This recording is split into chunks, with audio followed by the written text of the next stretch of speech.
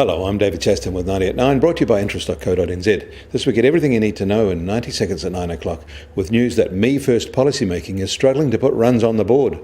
First in the US, retail sales recorded their biggest drop in more than 9 years in December, down 1.2%, as sales fell across the board, suggesting a sharp slowdown in economic activity at the end of 2018.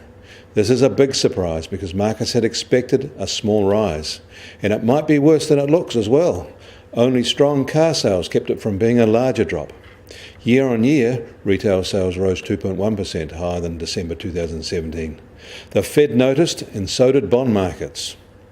In China, goods exports rose 9.1% year-on-year to $218 billion in January, while imports slipped 1.5% to $178 billion, with their overall merchandise trade surplus more than double from a year earlier.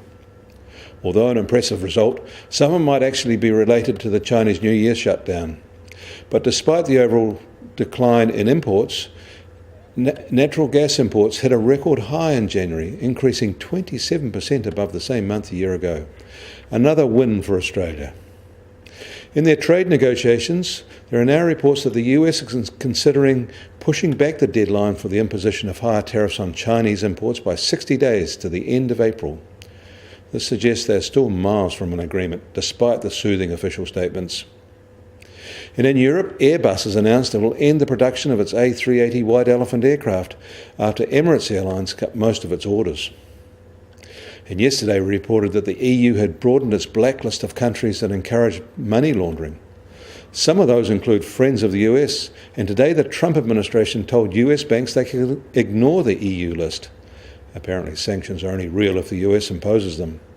The EU list threatens American tax dodging. And speaking of dodging, and dodging the tax law, in Australia there are reports that their competition authorities are investigating the Big Four accounting firms for collusion after a secret dinner meeting between their CEOs was revealed. This involves Deloitte's, KPMG, EY and PwC. US Treasury 10-year yield is softer by 3 basis points today following the US retail miss, now at 2.67%. Their 210 curve is now just under 16 basis points. Gold is little changed at $1,311 an ounce. US oil prices are up again today at just under $54.50 a barrel, while the Brent benchmark is just under $64.50 a barrel. And the Kiwi dollar is firm again, now at 68.3 US cents.